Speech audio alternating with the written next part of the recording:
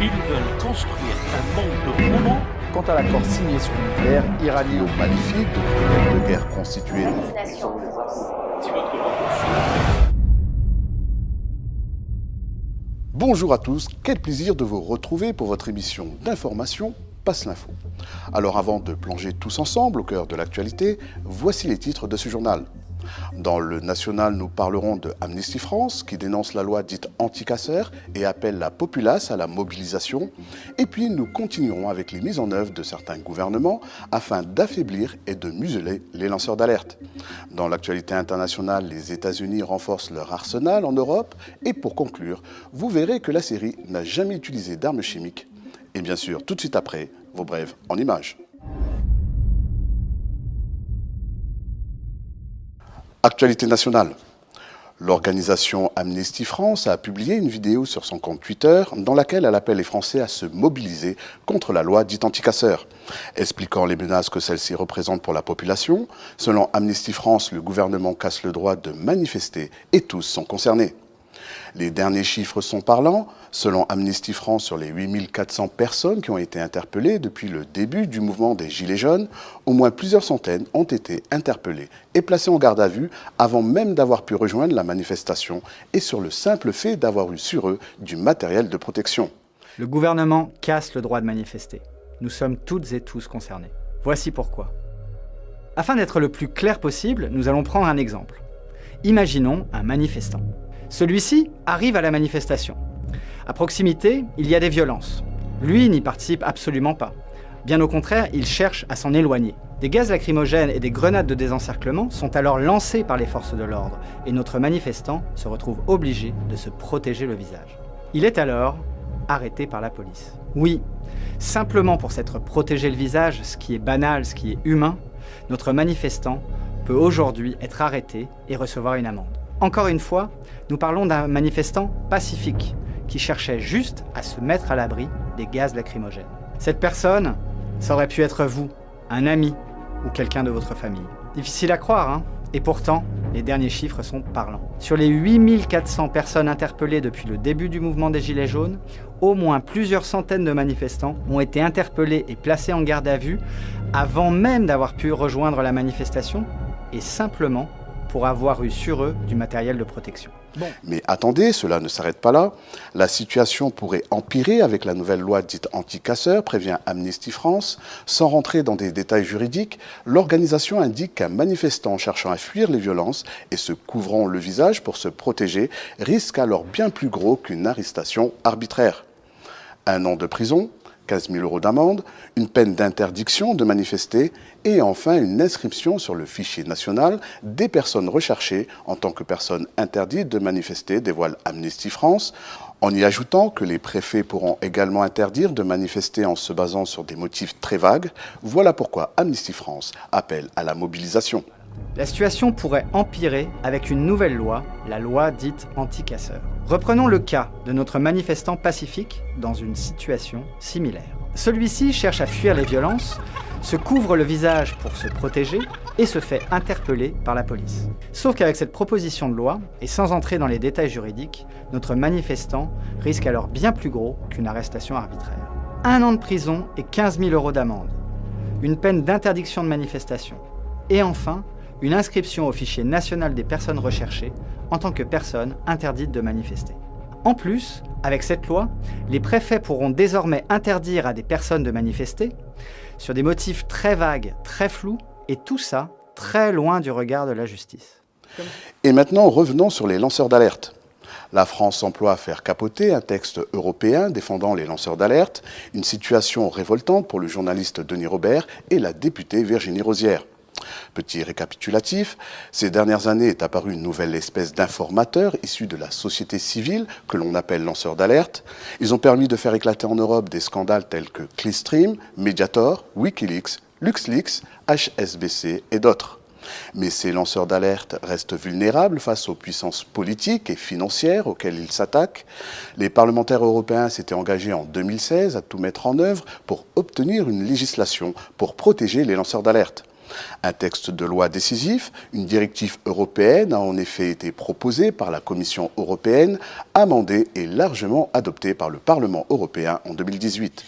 Ce mandat part du principe que dans les cas les plus sérieux où l'organisation, l'entreprise elle-même est concernée, on ne peut pas, alors que ce texte même prévoit à empêcher les représailles contre le lanceur d'alerte, l'obliger à signaler systématiquement en interne, c'est faire exactement le contraire, c'est-à-dire l'exposer, dans les cas les plus sérieux, à des représailles.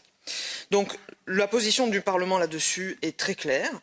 C'est d'ailleurs totalement en ligne avec les recommandations du Conseil de l'Europe qui ont été signées par les États membres du Conseil de l'Europe, qui par ailleurs siègent au Conseil. Donc s'ils étaient cohérents, la position du Conseil devrait également être conforme à ces recommandations que tous ont signées.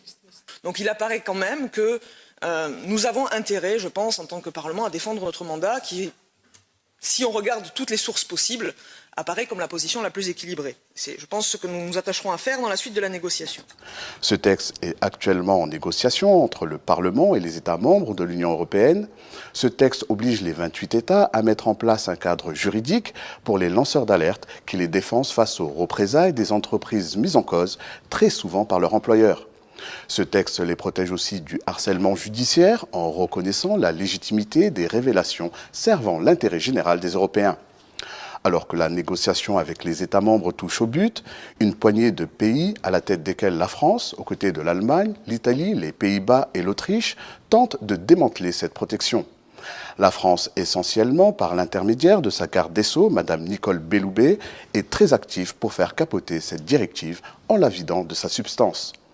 Par exemple, ces 5 États posent comme condition préalable que ceux qui prennent des risques pour révéler un scandale ou une pratique corruptive cachée dévoilent en premier lieu les agissements dont ils ont eu connaissance auprès de l'entreprise qu'ils mettent en cause, et généralement celle qui les emploie, faute de quoi toute protection leur serait par la suite refusée. Dans un long combat que nous avons mené pour défendre les lanceurs d'alerte et doter l'Union européenne d'une directive qui leur accorde une protection. Pour autant de victimes qui sont réduites au silence, il est parfois nécessaire qu'une voix forte se lève et qu'une voix forte dénonce les scandales. C'est tout le rôle des lanceurs d'alerte. Ils agissent pour défendre l'intérêt général, ils agissent pour défendre les citoyens. Et nous, notre rôle, c'est de leur donner la protection dont ils ont besoin parce que parler, révéler, dire les choses, c'est toujours prendre des risques. Donc la protection des lanceurs d'alerte, bien sûr, nous voulons l'accomplir au moyen d'outils juridiques. Actualité internationale. Les États-Unis renforcent leur arsenal en Europe. Le commandant des forces US en Europe a demandé au Congrès de consacrer plus de troupes, de navires et d'armes pour dissuader ce qu'il a appelé les menaces croissantes de la Russie. Le général d'armée Curtis Caparouti, également commandant de l'OTAN, a déclaré que ses forces avaient besoin de 2 autres navires de guerre, Aegis, pour renforcer 6 destroyers actuellement déployés en Europe, ainsi que de nouvelles capacités de renseignement et de surveillance. Il a déclaré « Les capacités en croissance de la Russie menacent d'affaiblir notre avantage militaire concurrentiel, de remettre en cause notre capacité à opérer dans tous les domaines et de réduire notre capacité de dissuasion de l'agression russe ».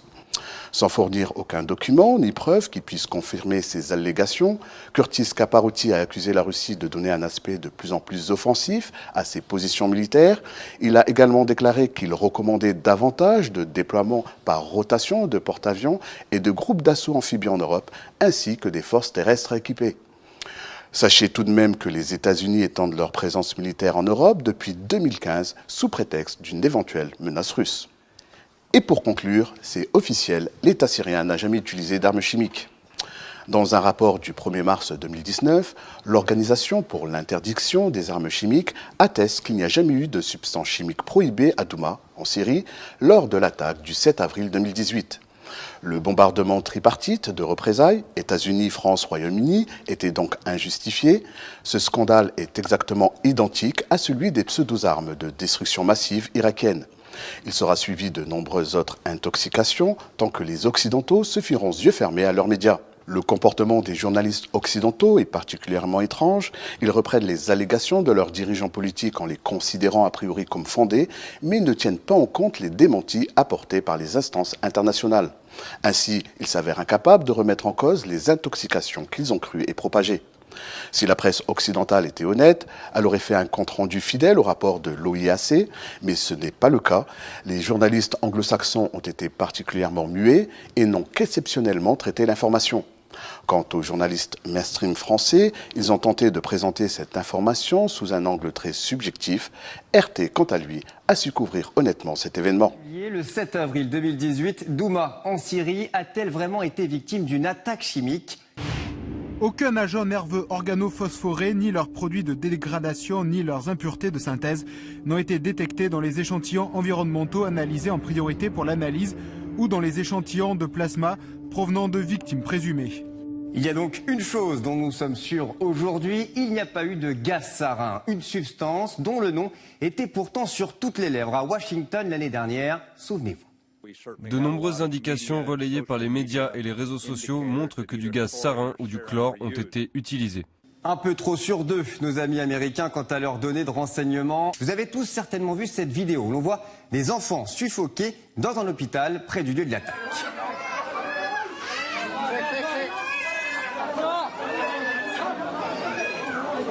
Eh bien, cette vidéo, quelques doutes planent, car plusieurs médias anglais ont signalé que des témoins qui apparaissent dans cette vidéo affirment eux-mêmes que l'attaque de la Douma était une mise en scène. Une information confirmée sur Twitter par le producteur de la BBC chargé de la Syrie, Riyam Dalati. Après presque 6 mois d'enquête, je peux prouver sans aucun doute que la scène de l'hôpital de Douma a été mise en scène. Aucun décès n'est survenu à l'hôpital. Tous les casques blancs, activistes et personnes avec qui j'ai parlé sont dans la zone d'Idleb, à l'est de l'Euphrate. Une seule personne était à Damas. On nous aurait donc menti. We are becoming stupider. This is happening. It's not going to go away. We have seen abnormal reflexes in the neonate, the newborn. We have seen decreased mental development in the 2-year-old. We have seen decreased IQ in the 7-year-old.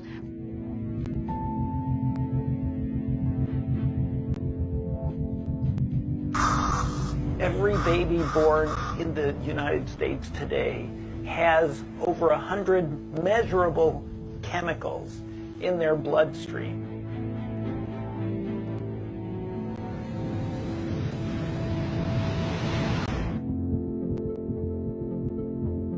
We can see very clearly that the children with high chlorpyrifos exposure had changes in the brain that were structural, and they were the regions that actually map to the kind of behaviors that I mentioned a moment ago, such as attention and inhibitory control.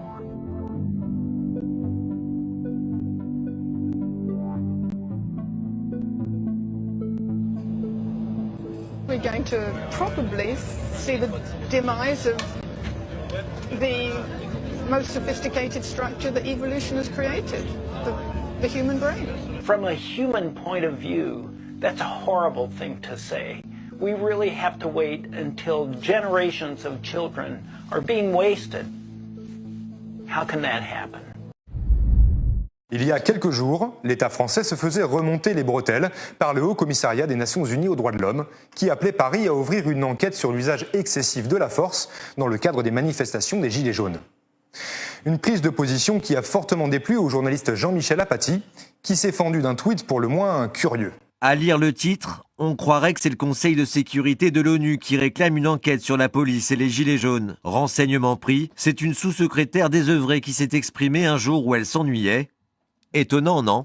Si l'on met l'attaque ad hominem de côté, le fameux sous-secrétaire un jour où elle s'ennuyait, l'on peut quand même s'étonner de l'imprécision qui caractérise ce tweet. Car la sous-secrétaire en question, c'est Michelle Bachelet. Non pas sous-secrétaire, mais bien haut-commissaire aux droits de l'homme, ex-présidente du Chili, ayant subi la dictature de Pinochet. Une personne qui peut donc avoir une idée assez précise de ce qu'est un recours excessif à la force. Jean-Michel Apathy s'est justifié en prétextant un ton ironiquement méchant, tout en déclarant néanmoins ça et là que Michelle Bachelet méconnaissait la situation française et qu'elle sortait du cadre de sa fonction. Mais le soir même, sur LCI, florilège d'arguments fallacieux sur le plateau de David Pujadas. Une émission que le présentateur vedette a lancée ainsi. Emmanuel Macron doit-il rendre des comptes ou bien le monde a-t-il perdu sa boussole ? Passons sur la manière de présenter les deux hypothèses et concentrons-nous sur les réactions des invités.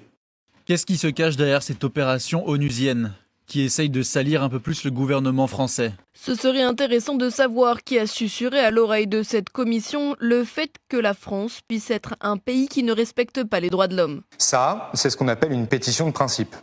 On cherche à démontrer quelque chose sur une base que l'on n'a absolument pas étayée. C'est très utile lorsque l'on veut faire une affirmation sans preuve. En l'occurrence, prétendre que le Haut Commissariat aux droits de l'homme est manipulé. Mais la suite est un tout autre acabit. Il y a dans cette concordance de langage et d'expression entre la Commission des droits de l'homme de l'ONU d'un côté et un parti disons non gouvernemental comme la France Insoumise, quelque chose qui est un peu choquant. Une concordance qui peut-être politiquement s'explique aussi par la proximité de Madame Bachelet à une époque avec le gouvernement chaviste au Venezuela. Connaissant les rapports de la France Insoumise avec le Venezuela, il y a une espèce d'axe, si je puis dire, qui est quand même assez troublant. On rentre ici dans la théorie du complot avec un sophisme de belle envergure. Michel Bachelet était chaviste, la France Insoumise est chaviste, donc Michel Bachelet est en cheville avec la France Insoumise et tous deux complotent pour salir le gouvernement français. Mais comment se fait-il que ces derniers se permettent de débattre entre eux sans presque aucune contradiction, sans qu'il n'y ait aucune voix dissonante ou presque? Les médias grand public n'ont eu de cesse de s'étonner de la haine des Gilets jaunes à leur égard. Peut-être que ce genre d'émission peut fournir un début d'explication.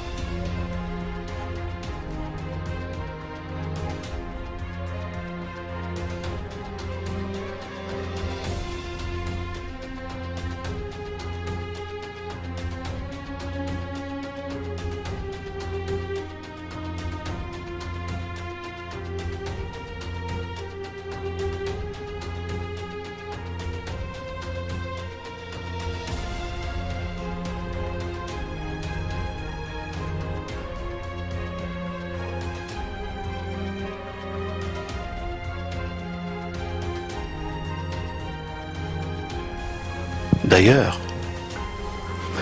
je vous prophétise quelque chose. Vous serez vous-même, si vous ne prenez pas aujourd'hui vos responsabilités, des Palestiniens en France, des étrangers en France.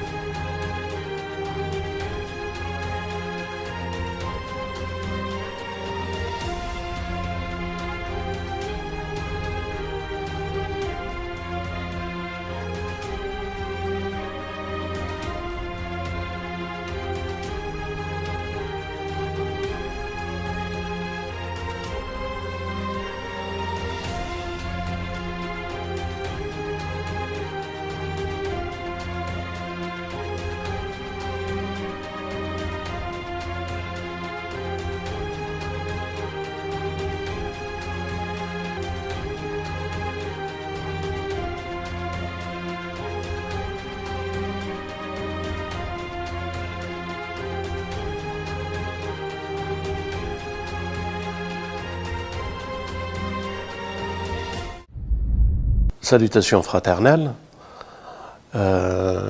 Hier, on vous annonçait qu'il y a un décret qui paraît se réaliser pour la dissolution de nos associations. Santara et le Parti antisioniste. Nous existons pour l'un, ça fait 10 ans, le Parti antisioniste, et peut-être 15 ans, le Sanzara. Tout ce temps pour aujourd'hui essayer de nous museler. On a vu différents gouvernements et celui-là a pris l'engagement de satisfaire ceux qui l'ont élu.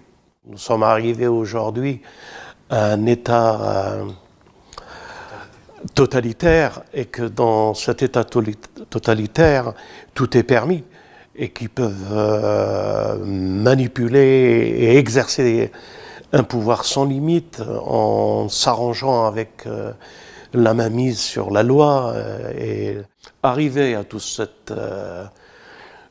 résultat et tout ce chaos que traverse notre pays, il faut qu'il liquide des associations, la liberté de s'exprimer, de s'associer. Il faut que le président signe un acte, il faut que le gouvernement signe un acte pour que nos associations disparaissent. Vous vous rendez compte? Des associations combattues par un pouvoir.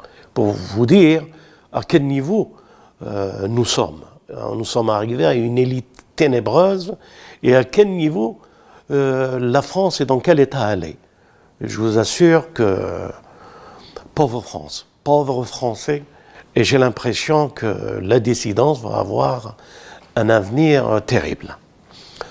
Alors je dis courage, et avec nous, vous ne savez pas à qui vous vous affrontez, je le dis sereinement, vous ne savez pas la résistance dans notre âme et dans notre esprit. Et pour vous prévenir, parce que je vais m'exprimer beaucoup plus et beaucoup plus de choses que je vais vous dire dans un live prochainement. Je pense le faire samedi prochain, si on est encore là, si on est encore vivant, et si Dieu nous prête vie et assistance pour que nous puissions en témoigner et vous faire ce live que tout le monde attend. Votre frère et ami Yahya, que la paix soit avec vous.